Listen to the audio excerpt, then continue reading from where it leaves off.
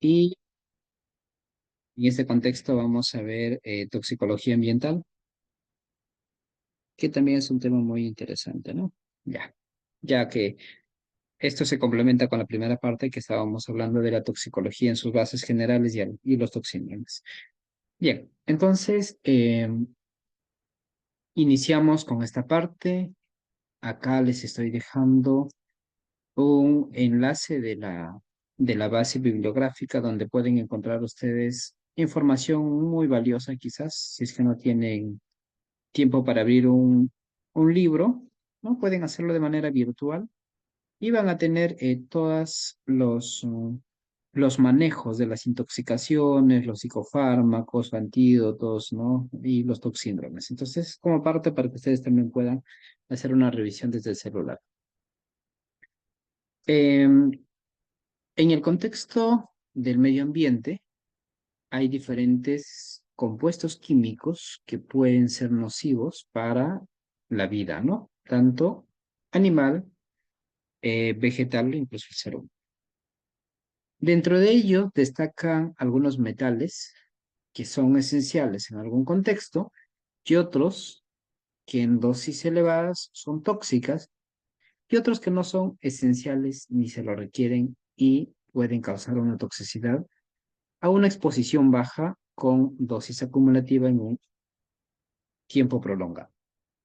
En los metales entonces tenemos a los más representativos, ¿no? Y quienes destacan por su toxicidad. Tenemos, por ejemplo, el mercurio, el plomo, el arsénico, el cadmio, el bismuto, el estaño, el berilio y el selenio. Cobre, níquel, aluminio, estaño, hierro, zinc y litio. En algunos contextos pueden ser útiles incluso, o incluso algunos forman parte de las funciones esenciales enzimáticas, ¿no? Cobalto, indio, antimonio, bario y galio en su menor medida, oro, plata, paladio también. Por otro lado, tenemos en los no metálicos como bromuro, cloruro, flúor, azufre, carbono, hidrógeno y fósforo y otros no menos mencionados y bueno, que no hemos visto mucha utilidad en la parte toxicológica. Muy bien. Haciendo una parte del recordatorio anterior, vamos a ver sobre los lugares de almacenamiento de las sustancias químicas y sobre todo la afinidad por ciertos tejidos o componentes tisulares. En los tejidos, que pueden ser proteínas, o en algún contexto también el acumulamiento en el tejido adiposo, ¿no? Entonces, como los metales pesados o los compuestos con características liposolubles. El cadmio se almacena principalmente en el riñón y por lo tanto es responsable de la enfermedad renal crónica y en exposición aguda de la lesión renal aguda. Zona principales de toxicidad, por lo tanto, riñones y pulmones. El monóxido de carbono, sabemos que se une de 200 a 220, dice en algún contexto de la literatura, veces más que el oxígeno hacia la hemoglobina. Por lo tanto, ¿dónde se va a almacenar? En la sangre. El DTT en la sangre y en los tejidos nerviosos, el dieldrin en la grasa, ¿no? Entonces, la mayor cantidad se va a acumular y la liberación va a ser lenta en el tiempo. El fluoruro, el plomo, se acumula en el hueso, tejidos blandos, el paraquat, principalmente en el pulmón, pero vimos también anteriormente que podía afectar el hígado también, ¿no? Pero tiene mayor afinidad por el tejido pulmonar, aquel que tiene mayor flujo de oxígeno. Entonces tiene una afinidad y por lo tanto se denomina un toxíndrome que es el pulmón de Paraguay. El estroncio en el hueso. Muy bien, entonces vamos a ver también quizás aquí un poquito más a detalle por órganos y sistemas donde hay mayor exposición y la presentación de ciertos tipos de manifestaciones por la toxicidad o el efecto de los ciertos compuestos. En el sistema nervioso central y en el cerebro, por ejemplo, tenemos los compuestos organofosforados que van a inhibir directamente la acetilcolinesterasa, ¿no? Entonces, estos plaguicidas se van a comportar, pues, la toxicidad no va a ser directamente con el plaguicida, sino inhibe la acetilcolinesterasa y quien produce la toxicidad sería la acetilcolina. uniéndose tanto a esos receptores nicotínicos como muscarínicos, ¿no? El mercurio, el plomo, el manganeso y el arsénico también causan una toxicidad del sistema nervioso central. En el sistema circulatorio, como vimos anteriormente, teníamos al tetracloruro de carbono, al cloruro de vinilo, el tricloro de etileno, el benceno y el tolueno. El benceno recordamos por su característica de mielosupresión, un desencadenante principal de las leucemias en los pacientes debuts sin ninguna predisposición. Entonces, alguien debuta con una leucemia por estar en contacto con estos compuestos, estaríamos atribuyéndolos como tal. El hígado se ve afectado tanto por tetracloruro de carbono, el cloruro de vinilo y el tricloroetileno. En los riñones y en la vesícula tenemos los colorantes de benzidina, los betanalfenilamina, emisiones de hornos de choque de mercurio. En los huesos principalmente es el plomo, pero también tenemos el cadmio, ¿no? En el tracto gastrointestinal, asbesto, amoníaco, nitrosaminas, humos de soldadura y plomo. En los pulmones, como estábamos viendo, teníamos el asbesto, el sílice, también teníamos el polvo de algodón, el cadmio, que al final se van a desarrollar con problemas respiratorios que pueden ser los desencadenantes del asma, una enfermedad obstructiva crónica, una fibrosis quística, una, un EPID, que es un tipo de daño directo también a ese nivel, que puede ser también un difuso o una neumonía intersticial difusa, no infecciosa, sino desencadenado por estos compuestos, o que también pueden desencadenar la activación de enfermedades autoinmunes que al final afectan los pulmones. En la piel, entonces, tenemos los que afectan directamente los acrílicos, las resinas, el níquel, y aquí principalmente también vamos a tener al arsénico, ¿no? La clasificación química de las sustancias tóxicas del aire se van a ver de acuerdo a su composición y a la forma de su clasificación. En metales pesados tenemos, por ejemplo, el arsénico, el berilio, el cadmio, el plomo, el mercurio, el níquel, selenio y el óxido de zinc. En minerales de silicato tenemos al asbesto, en los compuestos de halogénico tenemos a las dioxinas, ácido clorhídrico, cloruro de hidrógeno, fosfógeno, cloruro de vinilo, tetracloruro de carbono, ¿no? El cloruro de vinilo es encadenante principal de una carcinogénesis, por ejemplo, ¿no? Compuestos de nitrógenos, aminas, amoníaco, cianuro, nitratos, óxido nítrico, nitritos y urea. Y en los compuestos orgánicos aquí tenemos una clasificación mucho mayor, de acuerdo a sus características, desde aldehídos, alcoholes, hidrocarburos, disulfuro de carbono, hidrocarburos tanto alifáticos, y en algunos compuestos también podríamos tener los aromáticos y los compuestos de fósforo, ¿no? En los compuestos de azufre, en la mayoría de ellos se encuentran aquellos que causan la lluvia ácida, también compuestos de sulfuro, y aquí tendremos a disulfuro de carbono, sulfuro de hidrógeno. En los compuestos radioactivos tendríamos a los actinios, elementos de tierra alcalina, tenemos el radio, el estroncio, el yodo, lantánidos, por ejemplo, el cerio, el radón y sus productos radioactivos también que se utilizan. Entonces, vamos a ver cómo se dan los mecanismos de toxicidad desencadenada por estos agentes. Una teoría principal es desencadenada por un mimetismo.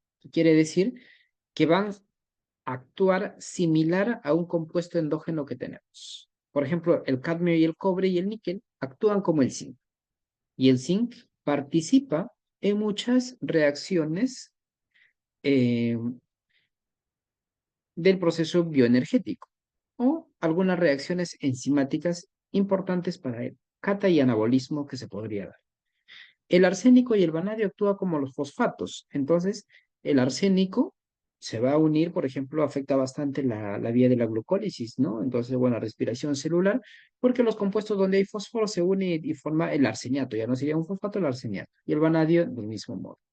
El manganeso imita el hierro, entonces puede reemplazar directamente en la parte de la hemoglobina y por lo tanto desencadena una toxicidad hematológica también. El talio imita el potasio, lo cual puede estar relacionada con alteraciones hidroelectrolíticas y que al final puede desencadenar unas taquiarritmias o arritmias por el problema mismo de una hiper o hipocalemia.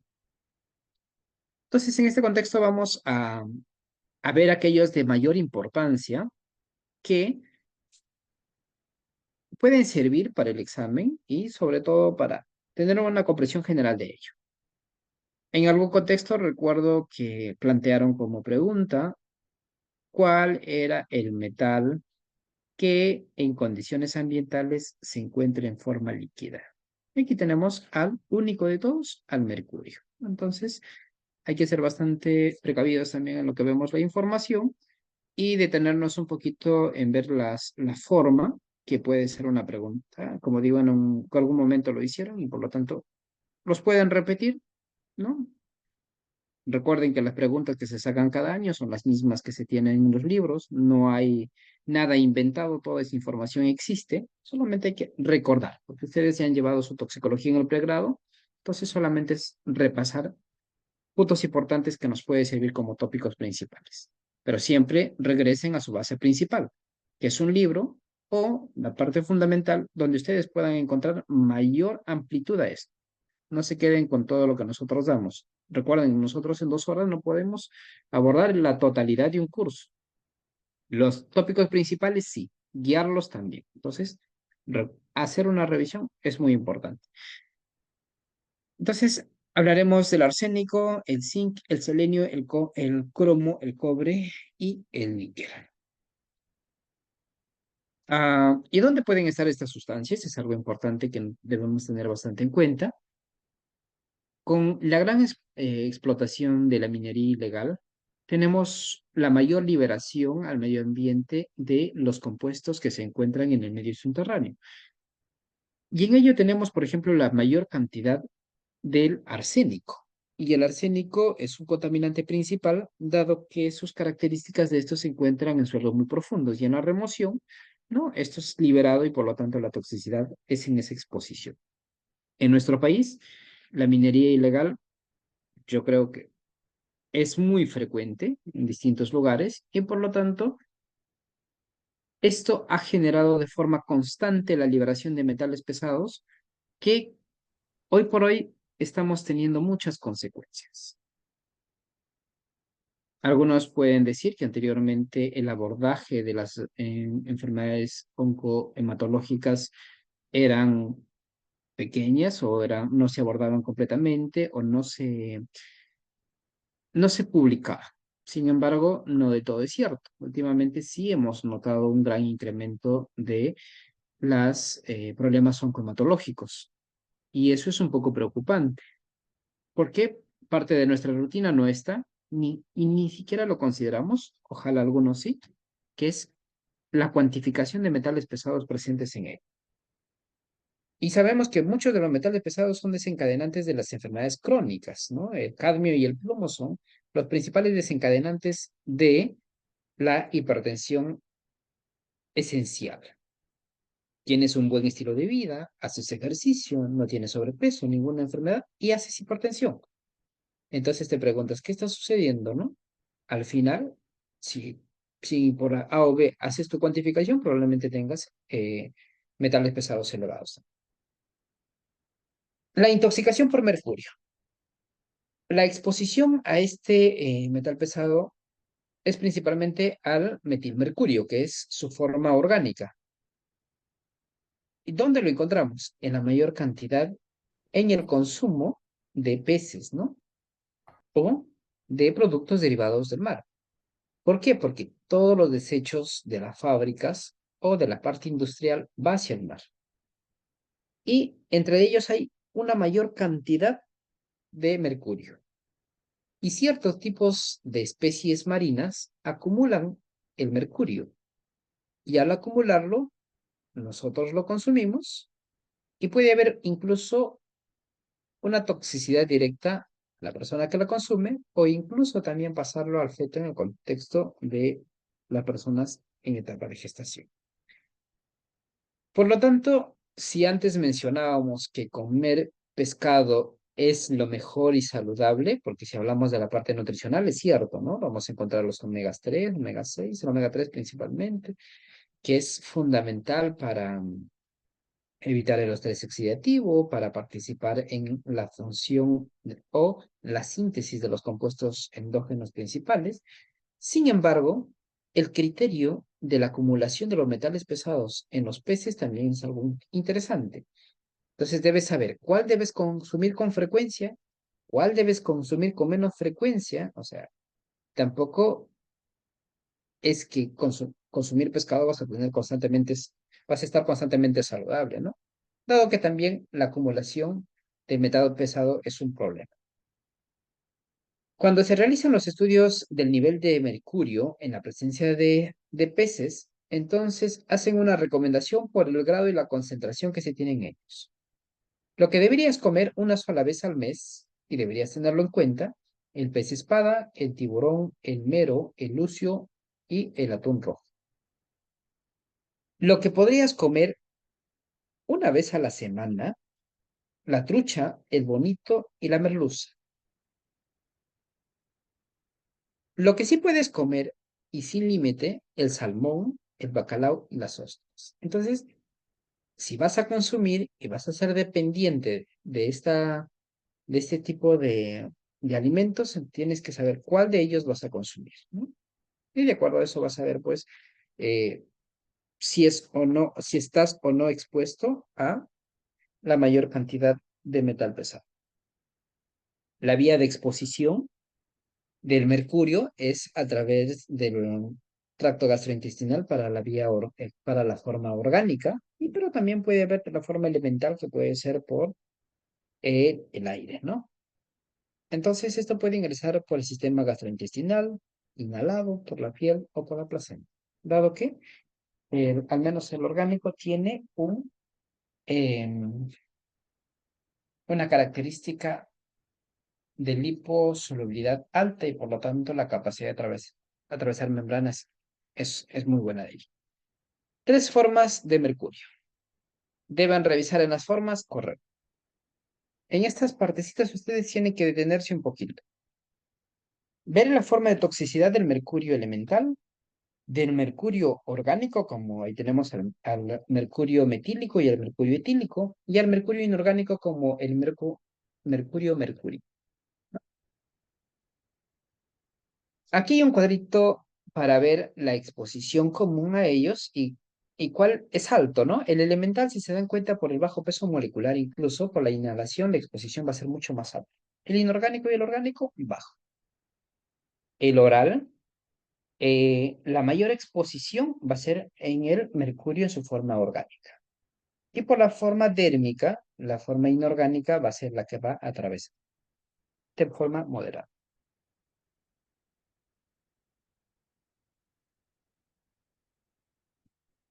Un momentito, un minuto, por favor.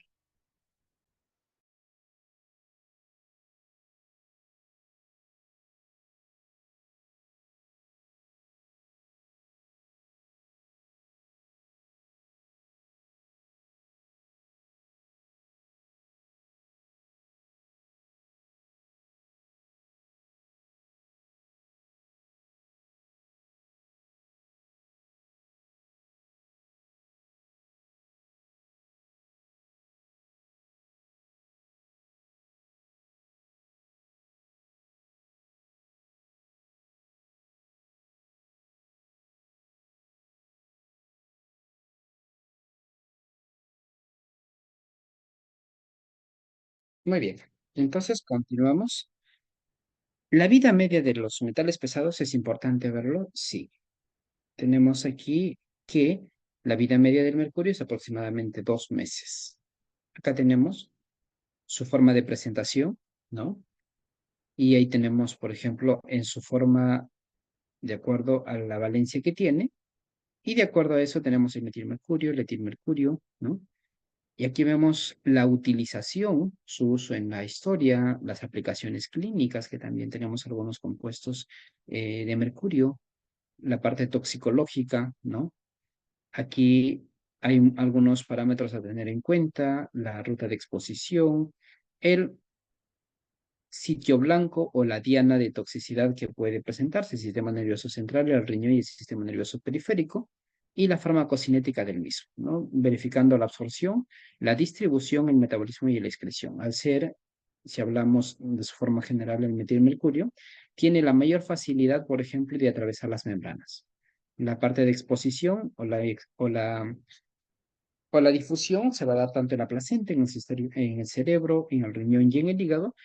Por lo tanto, su característica pues será un bicompartimental y en algún contexto hasta tricompartimental. Metabolismo, hígado y riñón. Si el riñón es un blanco o un sitio de toxicidad, ¿cómo es que se forma la toxicidad en el mismo? Entonces, en la exposición aguda es la causa principal de la lesión renal aguda. En la exposición crónica es la causa principal de la enfermedad renal crónica que termina en hemodiálisis. Es de preocupación, de hecho, ¿no? Muchos pacientes tenemos que terminan en hemodiálisis y por no decir demasiados pacientes. Algunos con algunas complicaciones clásicas de las diabetes mellitus y otras en algunos sin diagnósticos tan definidos. A pensar en los metales pesados podría ser. Muy bien, entonces vamos a ver cómo es que afecta el mercurio a los podocitos, principalmente en el riñón. Al ingresar, este utiliza un transportador de alguno de los metales orgánicos, ¿no? Y al ingresar, este va a desencadenar una, eh, un aumento de radicales libres en la mitocondria. Y al final lleva a un proceso apoptótico. Y eso que genera disfunción de las células del riñón y por lo tanto, posterior a ello, la disfunción renal. Pero también puede alterar por otro nivel, que puede ser, por ejemplo, aumentando la mayor cantidad de radicales libres que va a generar la aparición del estrés oxidativo, alterando también en algunos contextos algunas bombas presentes en la membrana. Mecanismo principal, la formación de radicales libres. Y que sabemos que los radicales libres atacan directamente a las membranas de los organelos y las membranas principales incluso de la propia célula. ¿Cómo es la presentación del cuadro clínico? En las sales inorgánicas, a la ingestión, esto va a ocasionar una gingivitis, cialorrea, disfagia, gastroenteritis severa con deshidratación, vasodilatación esplénica e incluso la muerte. En el mercurio orgánico y metilmercurio va a haber una pérdida de la estabilidad, movimientos de pedaleo y tetraplegia, dermatitis descamativa y gingivorragia. ¿Qué deben recordar ustedes para el examen? Los nombres característicos de los dos síndromes. ¿Cómo se les denomina? Por ejemplo, acronidia, enfermedad rosada, dermatopolineuritis o enfermedad de Fer. ¿Por quién es desencadenado? Por el mercurio.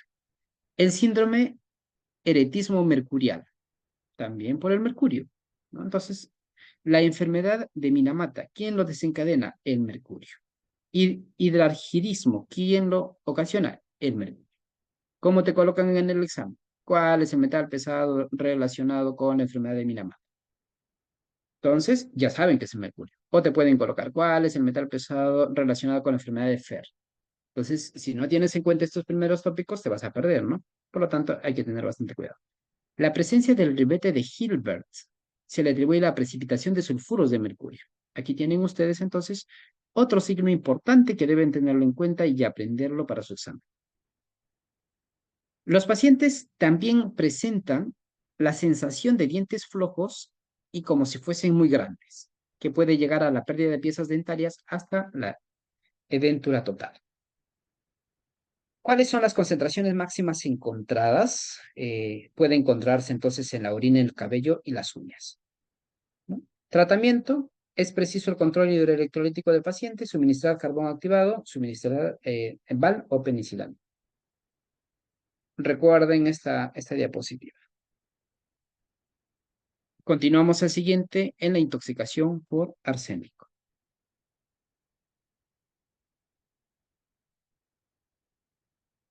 Entonces, el arsénico es un compuesto principal de la corteza terrestre, que se encuentra a grandes profundidades. Y en la remoción de esta, hay la salida y liberación del mismo. Es por eso que hay una zona de mayor toxicidad, por ejemplo, en Bangladesh, donde la extracción principal del agua es subterránea. Y hay una provincia de Buenos Aires, Argentina también, que su población extrae agua del subsuelo. Y estas personas presentan los clásicos signos y síntomas de la toxicidad crónica por arsénico. Otros compuestos que también puede estar relacionado es la utilización, por ejemplo, del agua, ¿no? El agua que viene de las minerías ilegales y que se vierte puede terminar ¿dónde? En las zonas costeras donde se da la producción del arroz. Y el arroz almacena arsénico. Y de esa forma, de tu consumo principal continuo, vas a estar expuesto a concentraciones muy bajas, pero acumulativas en el tiempo. Además de eso, también el arsénico puede contaminar a los animales. Y nosotros pues consumimos la carne, consumimos la leche y por lo tanto de esa forma nos exponemos a la toxicidad o a la exposición por mercurio. ¿Y cuáles serían las consecuencias? Que se presenta, tenemos la arsenicosis, ¿no? Va a haber también una neurotoxicidad, una mortalidad de los niños, varios tipos de cáncer. Pero el principal cáncer que se relaciona con arsénico, recuerden, es el cáncer de piel. Asimismo, también es un desencadenante de la diabetes e hipertensión. Entonces, el arsénico va a afectar tanto sistema nervioso central, en el hígado, que te va a desencadenar, ¿no? El cáncer, eh, en los pulmones, en el tracto gastrointestinal, en la salud principal también de los niños, en la piel, ahí tenemos el clásico gotas de lluvia, esto también es importante reconocer, en el sistema nervioso periférico, en el sistema renal y en el sistema cardiovascular. ¿Cuál es el mecanismo de toxicidad del arsénico a nivel renal? Del mismo modo, una activación del estrés oxidativo o generación de radicales libres de oxígeno que al final me lleva a la interrupción de la cadena de transporte de electrones y por lo tanto a la deficiencia de la producción de ATP, del mismo modo a la deficiencia de energía para la función celular. Y todo eso en que te desencadena una disfunción celular, ¿no? Incrementa o decrece, por ejemplo, al incrementar la mayor cantidad de radicales libres, tu sistema antioxidante va a disminuir, ¿no? Va a alterar incluso también lo que es el ciclo tricarboxílico o el ciclo de Krebs, alterando la gluconeogénesis. Entonces, ¿qué es lo que realiza principalmente? El arseniato descopla la fosforilación oxidativa mitocondrial sustituyendo competitivamente el ion fosfato por arsénico. Recuerden que al inicio indicábamos que actuaba de forma de mimetismo, ahí es, ¿no? Entonces, el arsénico, donde el fosfato y forma arseniato. Y es así como se mete en este ciclo del catabolismo o del metabolismo. Tópicos principales para que recuerden ustedes. Tanto en cuadros clínicos como en denominación principal de reacciones o toxicidades a largo plazo. Esta es una pregunta clásica. El ACRE, enfermedad denominada hidroarsenismo crónico regional endémico. Tanto para pregunta para serums como pregunta para residenta. Recuerdo que en mi examen de serums lo encontré y en mi examen de la residencia lo encontré. Entonces, si lo aprenden ustedes ahora en el serums, pues para su residentado no se les va a olvidar. Kloss y Bruce hacen una escenificación muy interesante de la toxicidad y entre ellos hacen su relación, ¿no? Con los signos que se presentan a la exposición del mismo. El clásico olor a ajo, el delirio, la hiperkeratosis, ¿no? Como este tipo de armadillo. De esa forma se forma la piel. La toxicidad cardíaca, neuropatía periférica y tenemos el clásico signo líneas de mes, una línea de blanquecinas en las uñas. Esto se da por la toxicidad por arsénico. La hiperkeratosis, como lo habíamos denominado también, ¿no? Muy bien. Entonces, el arsénico tiene una gran absorción que llega hasta un 99%.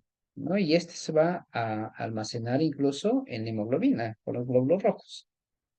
Pero en contextos va a salir rápidamente de la sangre y se va a distribuir ¿a dónde? Hígado, riñón, pulmones, para el tracto gastrointestinal y el vaso. Y en pequeñas cantidades, nivel muscular y tejido nervioso. La ingesta que puede causar una mortalidad de 70 a 180 miligramos, que pues esto sí puede ser mortal, ¿no? Después de 12 horas de ingerida una dosis de arsénico, se presenta cuadro gastrointestinal caracterizado en proyectil. Esto recuerden, expulsión con fuerza y severa, diarrea en olor oleáceo, aliáceo y apariencia de agua en arroz. Entonces, en sus formas de casos que se presenten en el examen o algunas frases cortas, denominadas agua en arroz por la toxicidad de cierto metal pesado, ya saben que es el arsénico. Su tratamiento: lavado gástrico, el hidróxido de magnesia, hiposulfito de sodio, y tenemos aquí su antídoto, ¿no? El dimercaprol. La dosis que debes utilizar y cómo debe utilizarse para su prevención. Continuamos con la intoxicación por fluoruro, la denominada fluorosis.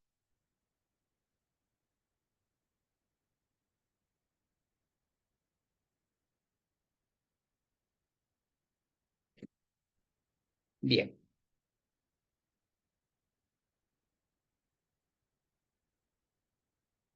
la toxicidad por fluoruro tiene una denominación que se denomina el quiebra traseros. Un poquito curiosa, ¿no? Su denominación. Eh, Este puede bloquear directamente el ciclo tricarboxílico y por lo tanto también llevar a la deficiencia de la producción de ATP o alterando también lo que es la cadena de transporte de electrones. ¿Cómo es su manejo? Con monoacetato de glicérido a 0,5 miligramos por kilogramo administrado en suero salud. Por otro lado, también vemos al talio. Tiene la capacidad de inhibir de la TPasa sódico-potásica, la síntesis proteica y el ciclo del ácido tricarboxílico, que produce un descoplamiento de la fosforilación oxidativa. Y tiene un clásico episodio sindrómico. Y se han descrito tres principales: un gastrointestinal, neurodermatológico y síndrome gripal. ¿Cuál es su manejo? El VAL, el lepta, potasio con sales de yoduro y cloruro, aminoácidos, especialmente la cisteína, hiposulfato sódico, gluconato o lactato cálcico, diazona, dietilcarbonatos y los demás. Pero los principales, pues que se inician a inicio.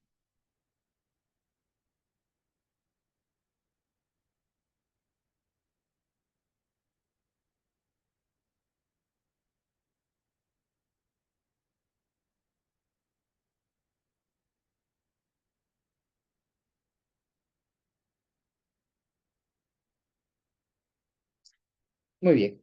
Continuamos entonces con el siguiente metal pesado. Algunas características quizás a tenerlo en cuenta. De dónde es que se va a liberar o nos vamos a exponer. No, de fuentes de exposición. Lo que nos interesa: cómo afecta y cuál es su modo de toxicidad. En el hígado va a bloquear varios sistemas enzimáticos, además también de interferir con la síntesis de ADN. Puede entonces desencadenar una mala reparación e incluso una mala traducción de proteínas, que puede generar entonces al final un tipo de problema oncológico. La ruta primaria puede ser inhalación o la absorción hacia la sangre es lenta con un pico alrededor de 10 días. O sea, por la forma de exposición, la que llega a la sangre es baja, ¿no? La absorción dérmica menor al 1% y riesgo va a ser mucho mayor si es oral o por las heridas. El mercurio circula unido a proteínas como la prealbúmina y las globulinas. Se deposita en pulmón y hueso, entonces estos vienen a ser las dianas, ¿no? O los objetivos de toxicidad. Las formas más solubles se atribuyen hacia el hígado, ganglios linfáticos, vaso, corazón, músculo, piel y riñones, y su eliminación es principalmente por las heces. Tiempo de vida media mayor a un año. Más aún si se depositan los huesos. Toxicidad. Al almacenarse tanto en el hígado y en los huesos, va a desplazar al magnesio en grandes cantidades en los huesos que va a generar la osteoporosis. La exposición puede ocurrir a través del aire, la comida, el agua y el humo del cigarrillo. En los ojos puede causar una conjuntivitis y la denominación por la toxicidad de esta tenemos a la beriliosis, que es conocida como causa de enfermedad pulmonar crónica. En riesgo de trabajadores industriales nucleares procesados por plutonio, ¿no? Y es como afectaba directamente al ADN, se puede desencadenar osteosarcomas. En la piel puede generar una reacción inflamatoria papulovesicular, reacción de hipersensibilidad retardada por una respuesta inmune mediada por células. Puede ser un desencadenante entonces de una enfermedad hematológica también, ¿no? O, perdón, inmune. Reacciones granulomatosa crónica e incluso necrotizante y ulcerativa. En el pulmón va a generar la neumonitis química aguda fulminante, principalmente en las minas. Beriliosis, inflamación granulomatosa seguida de fibrosis, EPOC y el cuerpo pulmonar. Y carcinogénesis. Un minuto, por favor.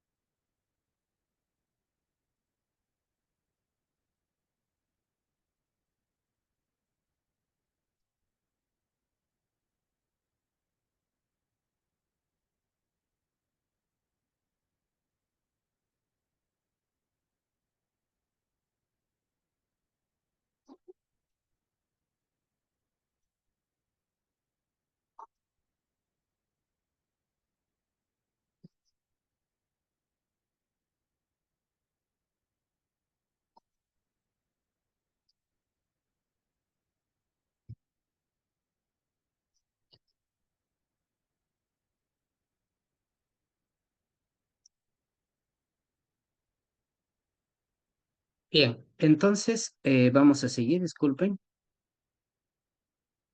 Ya. No, sí, justamente había tomado unos minutos.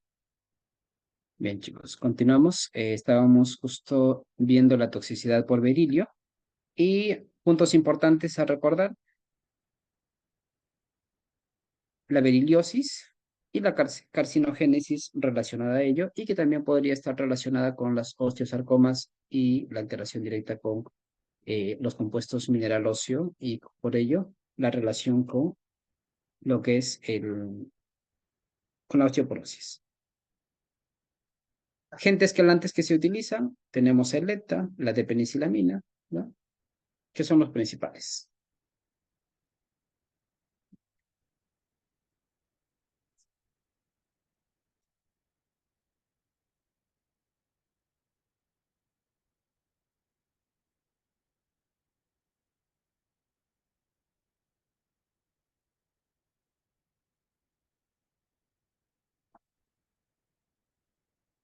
Ya, discúlpense, estaba apagando la computadora. El bario, otro elemento a tenerse en cuenta por sus características de toxicidad, la forma de exposición, en la forma que puede ingresar por el aire también, y puede estar también como disolvente, disolvente que se disuelve rápidamente en el agua, por lo tanto, la exposición a ello puede ser también por los consumos tanto de algunos animales o incluso la propia agua, ¿no? Se acumula entonces en los peces y en los microorganismos acuáticos. La exposición a este metal podría ser de la misma forma que el mercurio y por lo tanto la toxicidad se relacionaría también de ese modo. Su tratamiento, el sulfato de sodio disuelto en agua puede ser uno de los mecanismos para la conversión en sales sólidas. Y aquí tenemos al clásico y al más conocido quizás, que es el plomo, la toxicidad por el plomo. Su relación con el daño directo en las neuronas y la afectación directa también a los glóbulos rojos. Por lo tanto, su relación con su toxicidad tanto hematológica como en el sistema nervioso central. Y hay una característica principal, ¿no? Del ribete de Burton, que es una clásica característica de la toxicidad por plomo. Esa es la forma de presentación. Anteriormente, la mayoría de las pinturas tenían alto contenido de plomo. Entonces, en las casonas que tenían ¿no? las paredes pintadas con las pinturas e incluso que se podrían desprender fácilmente, exponían a los niños altas concentraciones del mismo o concentraciones bajas que en el tiempo podría desencadenar una toxicidad a largo plazo. Su toxicodinamia, relacionado como el mercurio, como el arsénico, desencadenando directamente la formación de radicales libres y por ende también la disfunción de las células, en este contexto que podemos ver, renal. Bien, un poquito de su toxicocinética.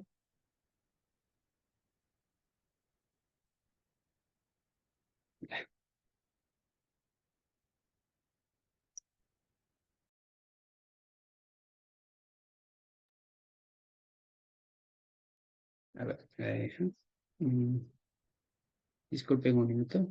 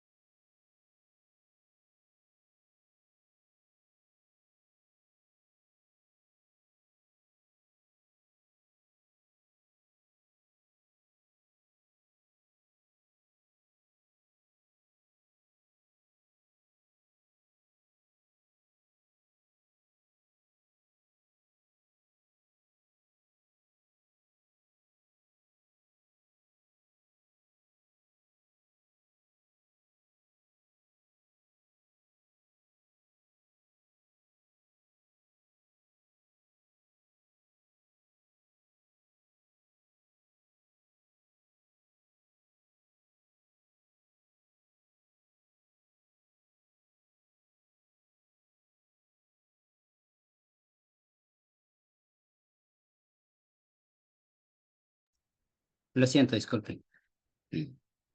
Bueno, lo que pasa es que había consumido una porción de uvas y creo que al final me intoxiqué con las uvas. Bien, y me estaba dando vómitos, perdón. Ah, disculpen un momento. Eh, entonces, la forma de exposición al plomo puede ser por vía aérea, acuática, y esto que mediante los pulmones puede ingresar al torrente sanguíneo y con ello puede atravesar hacia el sistema nervioso central o también por el medio del tracto gastrointestinal. La cantidad de fármaco que va a llegar, perdón, de tóxico que va a llegar a la sangre, ¿no? De 2 a 5%, eh, donde se acumula el xenobiótico más del 90% en la zona cortical incluso, ¿no? Entonces esto va a haber una mayor acumulación en lo que es en los huesos. Entonces tiene una distribución principal sanguínea donde se relaciona con también su toxicidad hematológica, luego al sistema nervioso central y en última instancia hacia los huesos. Entonces tiene una forma de presentación tricompartimental. Afecta a varios órganos y sistemas, su modo de excreción, tanto hepática como renal, ¿no? Forma como los fosfatos del plasma, fosfatos coloidales de plomo, los cuales son muy solubles y constituyen el plomo circulante y tóxico. Se depositan riñones, hígado, la piel, glándulas del sistema nervioso, en los huesos largos más del 90%. Con la edad en el tiempo, con la resorción ósea, entonces esto se libera y genera una toxicidad a largo plazo. Tiempo de vida media, más de 30 años. En el librito también, si ustedes revisan del Katzun, del Goodman, y en el apartado de toxicología, también encontramos sus características del nivel de exposición del plomo. Si hablamos, por ejemplo, en los niños, las concentraciones menor a 10 microgramos por decilitro o mayor a eso, y qué efectos se van a presentar en el tiempo. Menor de 10 microgramos por decilitro va a causar un desarrollo, una inhibición del desarrollo neuronal, un aumento de la presión sanguínea, pérdida de la audición, inhibición de las enzimas de síntesis de la hemoglobina, baja estatura, demora en la maduración sexual en las niñas.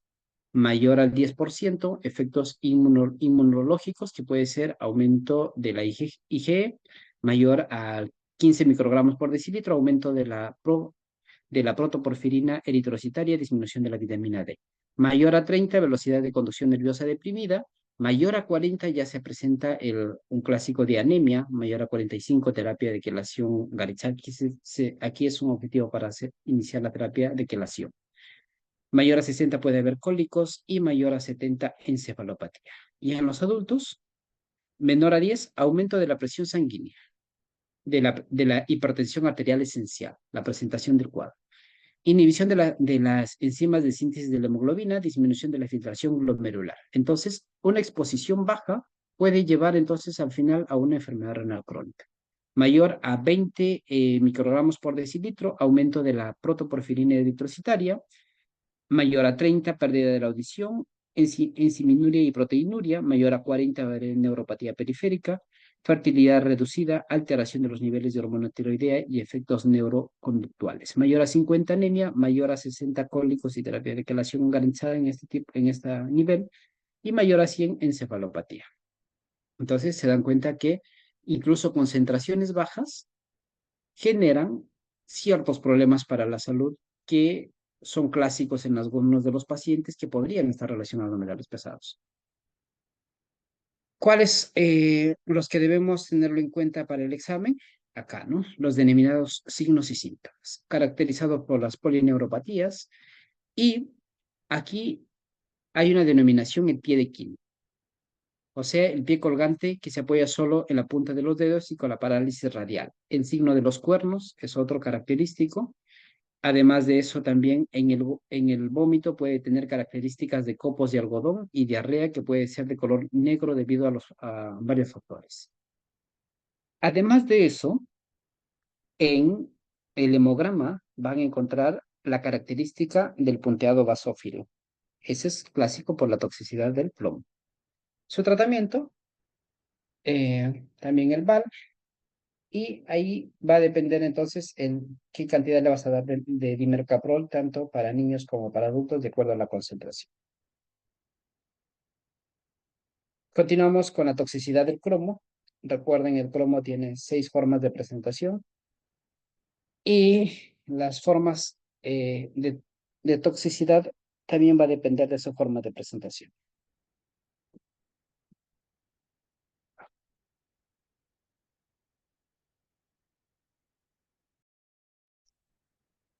En la parte de la toxicodinamia,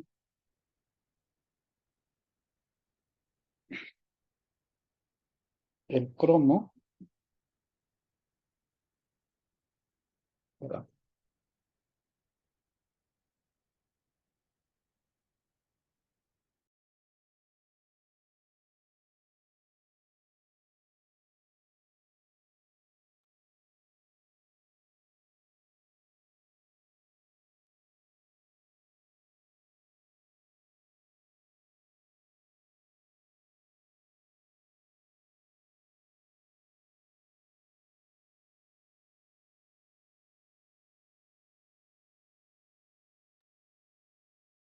chicos, creo que vamos a tomarnos unos 5 minutos. La verdad no me siento bien, por favor. Y luego retomamos en unos 5 minutos. Un receso, por favor. De acuerdo, doctor.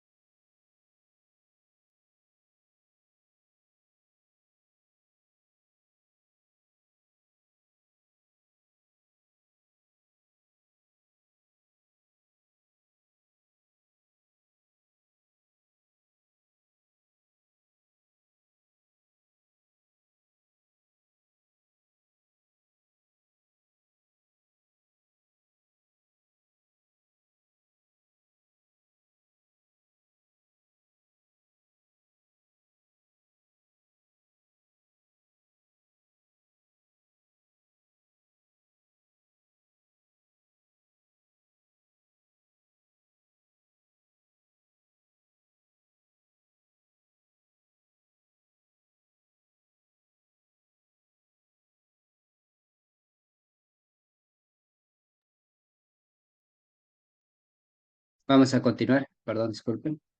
Ah, bueno, Mm. no me había pasado nunca. He consumido las uvas y pues creo que tiene alto contenido de alcohol o no sé. No consuman las uvas, las borgoñas en alta cantidad, que les puede afectar. Bien, chicos, entonces estábamos con el cromo y aquí teníamos que se caracterizaba por los hoyos o agujeros del cromo o ojos de pájaro que se presenta en la piel. Y recuerden que esto se relaciona bastante con la formación de la ruptura de tabique nasal, que es característico por la exposición a esto. Eh, el cromo hexavalente es tóxico para el ecosistema. Mayormente se ha visto en mutaciones que hacen resistentes en plantas y microorganismos.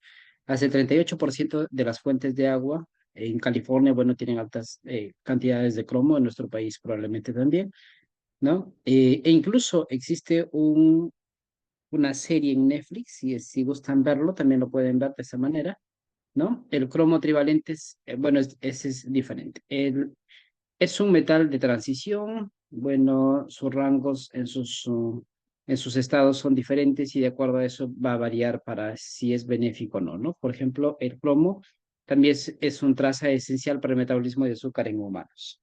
Muy bien.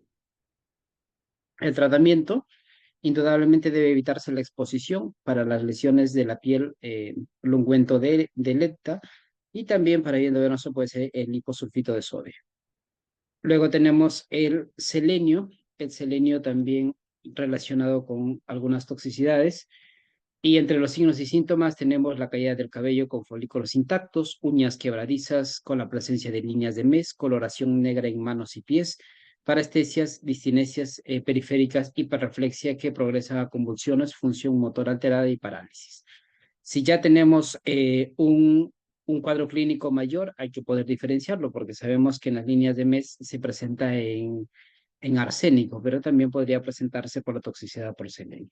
Tratamiento, el ETA y la N-acetilcisteína, que también se utiliza para intoxicación por el paracetamol. La toxicidad por cianuro, ¿no? Aquí vamos a ver cómo se caracteriza. Y aquí tenemos su clásica característica, ¿no? De cómo se puede presentar, eh, la exposición al cianuro, de qué forma estamos expuestos entre ellos y algunas características que podría presentarse. El antídoto utilizado, el nitrito de sodio y el nitrito de amilo. Ambos, ¿qué es lo que van a tratar de hacer? Es de ayudar al final a captar lo que es el cianuro y poder eliminarlos. Aquí hay una enzima importante que participa en la eliminación del arsénico, que es la rodonasa, ¿no? También eso hay que recordarlo como parte del estudio de la toxicología del mismo. En la intoxicación leve puede haber una característica dolor a almendras amargas, en el aliento, sensación de opresión en la garganta, náuseas, ansiedad, vértigo, rigidez en maxilar inferior, cefalea, sensación de quemadura de mucosas, salivación, vómitos, confusión, ataques y mareos. En intoxicación moderada, hipertermia, respiración regular, taquicardia, taquipnea, disnea, inspiraciones cortas y inspiraciones largas. En la intoxicación grave, sí ya puede haber pérdida de la conciencia, acidosis láctica que es frecuente, estimulación respiratoria transitoria, eh, arritmias cardíacas, hipotensión arterial, micción involuntaria, parálisis, confusión ocular, cianosis rojiza en labios, falla respiratoria, coma, convulsiones y en algún contexto incluso hasta la muerte. La relación del grado de exposición con la concentración de cianuro en sangre, ¿no? Desde mayor a 300 milimol o 3 miligramos por decilitro ya puede ser incluso mortal si no hay un tratamiento. La forma de abordar, pues aquí tenemos, ¿no? Cómo se puede hacer en las fases, el modo en cómo administrar incluso también las ampolletas de nitrito de amilo. El monóxido de carbono, la exposición por la combustión, sea de materia orgánica o incluso en algunos productos de degradación. De aquí vemos que su principal lugar de intoxicación puede ser por la vía inhalatoria y este se va a unir fuertemente a la albúmina, pues, ¿no? Entonces la toxicidad va a generarse porque por la deficiencia de la mayor cantidad de captación de oxígeno y por lo tanto llevando a una hipoxia. Y con ello se relaciona con injuria tanto a nivel cardiovascular como neurológica. Aquí está, la formación de la carboxiemoglobina se produce porque el CO2 tiene 220 veces más afinidad que el oxígeno por el CO2. Entonces, la característica va a ser mucho más, ¿no? Y aquí tenemos, por ejemplo, cuando la concentración de monóxido de carbono está en el ambiente en las siguientes proporciones, se presentan los signos de esa manera. Entonces, también a tenerlo en cuenta quizás ello, pero para recordar de todo, hay que recordar esto de acá, la unión o la afinidad por la hemoglobina. Y algunos signos y síntomas característicos. Tratamiento. La medida inicial será retirar al paciente del área contaminada, siguiendo con la administración de oxígeno hiperbárico, facilitando así el proceso de disociación de la carboxihemoglobina, que es el fin principal. El cadmio, otro compuesto que está en el medio ambiente y que se debería tener bastante en cuenta, dado que tiene muchas complicaciones por su toxicidad, y esto también va a depender mucho de su estado, ¿no? Vamos a ver aquí, por ejemplo, que el cadmio llega el 100% al alveolo y pasa a la sangre, o sea, si es por vía aérea, el 100% pasa a la sangre. Su excreción es lenta en orina y bilis y se deposita dentro de los glóbulos rojos y también, como estábamos viendo, en los huesos, ¿no? Y es nefrotóxico, ¿no? Es un desencadenante de la lesión renal como el mercurio.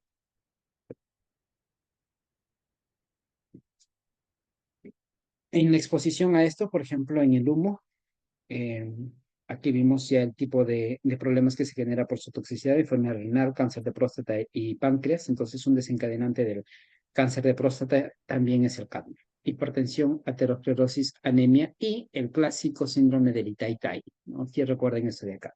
La característica del Itai-Tai por la intoxicación por cadmio. Tiempo de vida media de 20 a 30 años. Altamente cancerígeno para pulmón, riñón, páncreas, testículo, cara ventral de la próstata, útero, mama y la vesícula biliar. Imita los estrógenos en las células tumorales, bloquea el receptor de estradiol y activa la respuesta celular.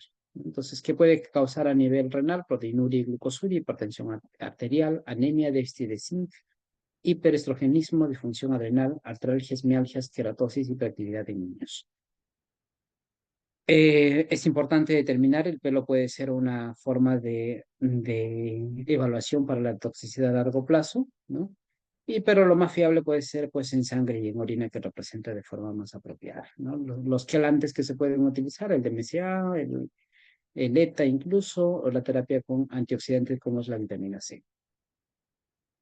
Aparte de eso, también es un poquito quizás importante mencionar de las radiaciones que se involucran en la toxicidad como tal, ¿no? Y de acuerdo a eso va a ser de acuerdo a la longitud de onda que se alcanza y el nivel de radiación y la dosis práctica de la radiación. Entonces ahí es importante ver cuáles son las unidades que se expresan y tenemos las llamadas Grides en honor a sus descubridores. Y aquí vamos a ver, por ejemplo, las partículas de radiación y la capacidad que tienen para atravesar pues, los compuestos. Por ejemplo, las partículas alfa, un papel puede ser suficiente para bloquearlos. Las partículas beta no pueden atravesar el cuerpo humano. En cambio, los rayos X sí atraviesan el cuerpo humano e incluso el acero y los rayos gamma que pueden llegar hasta el hormigón, pero no lo atraviesa, pero sí las partículas miotónicas. Recordamos pues estos personajes quienes hicieron bastante estudio por la utilización de la radiación en la medicina, sin embargo todos ellos murieron por la propia exposición a la misma, ¿no? Entonces María Curie, por ejemplo, expuesta a la radiación durante su carrera profesional y murió por una enfermedad hematológica en 1934 desencadenada por la propia radiación. Las dosis que son necesarias tenerlas en cuenta y el problema que genera. Puede causar entonces directamente un daño directo en el ADN y por lo tanto una mala traducción y una alteración de la formación de proteínas en su traducción. Es importante también mencionar la toxicidad ocupacional por la exposición en el trabajo, el monitoreo biológico también como parte rutinario, la parte de las dosis que se pueden estar expuestas buenas cantidades, ¿no? Aquí quizás para ver cuáles son los biomarcadores específicos para tenerlos en cuenta. como parte ya de forma general del contexto que podríamos manejar. En los órganos fosforados, entonces, tiene varios mecanismos de toxicidad. Se mencionan cuatro mecanismos.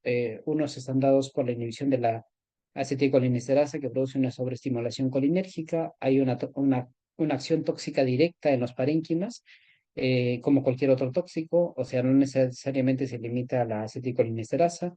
También produce una disfunción de la placa neuromuscular postsináptica, dando lugar al llamado el síndrome intermedio. Recuerden, el síndrome intermedio de órganos fosforados. Inhibición de la enzima esterasa neurotóxica y produciendo una neuropatía retardada. Ah, el paratión era un clásico ejemplo de un protóxico, que quiere decir que es de forma inactiva y que para formar la toxicidad forma el paraoxón. Presentaciones, como que se genera el síndrome muscarínico, neurológico, nicotínico, intermedio y una neuropatía retardada. Esto también fue algo nuevo para mí por el llamado el síndrome intermedio, que era anteriormente conocía el colinérgico, el más clásico, pero este es el síndrome intermedio que también deberíamos tenerlo en cuenta como parte de la toxicidad. Bien, chicos, entonces esta es esta parte de la toxicología. Vamos a ver si podemos presentar lo demás.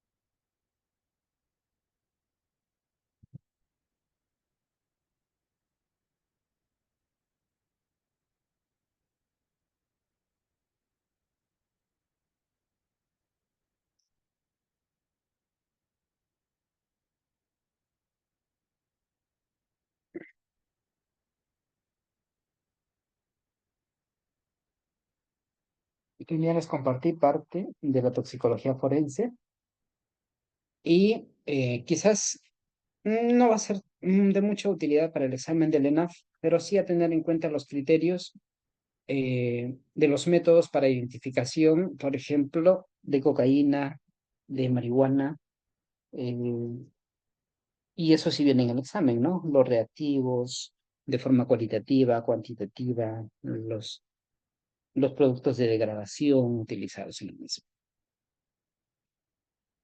Sabemos que la toxicología forense está ligada a la ley, la parte médico-legal, y nace pues con hace muchos años, pero sin embargo la escenificación de Sherlock Holmes es algo muy interesante. Si no han tenido la oportunidad de ver esta película, les recomiendo. Es muy buena desde la parte de la... Se aplican todos los métodos de detección y que se llama identificación de muestras, e incluso de las señales o los signos que se encuentran y que nos llevan, o los indicios, ¿no? Entonces aquí, para efectos de ello, les quería mostrar lo que era más interesante, que también ya los hice llegar.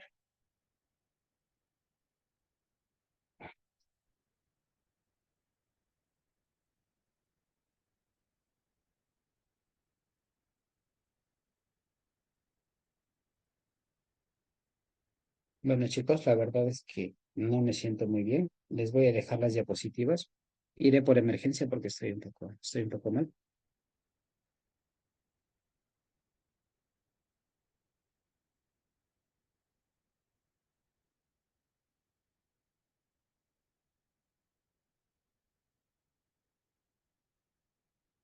Bien, chicos, creo que vamos a cerrar la clase acá. Ya les estaré hacer llegando un banco de preguntas del mismo para que vayan repasando también. Las disculpas del caso, pues la verdad, consumí solamente las uvas, me cayó muy mal, bueno, me llevó hacia el vómito y actualmente estoy pues con la cabeza que me da vuelta completamente y la verdad no sé si ha sido por la alta concentración que puede tener este tipo de uvas, las Borgoña, creo que tienen contenido de alcohol, hay una probabilidad de que sea eso. ¿Eh? Entonces, les voy a dejar con ello. Den una revisada esta parte de la ley la 27753, que también es interesante, ver los grados y periodos de ebriedad y las manifestaciones que se presentan, ¿no? Esta es regulada por la ley peruana, pero es interesante ver en el periodo que se presente cuáles son los signos y síntomas y cuál es el máximo presentado que incluso podría llegar a la muerte.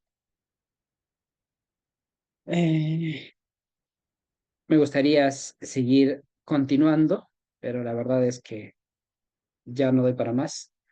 Continúen con esto. Mañana vamos a revisar ya farmacología. Pero la parte de toxicología es fundamental. ¿Qué tenemos que ver? Antídoto, tóxico, antídoto, toxíndromes, que ya lo vimos también en la primera parte, y en la segunda parte los metales pesados y sus características de ellos. Su antídoto y su signo y síntoma característico de ellos es lo fundamental. No hay otra cosa más para el examen de lleno. En todo eso se basan las preguntas. Preguntas puntuales y las respuestas rápidas directas también. Bien, chicos. Bien, cuídense. Hasta pronto. No vamos a poder llegar a completar la hora. Voy a compartir más tardecito las clases de farmacología que vamos a iniciar mañana. ¿Vale? Buenas noches.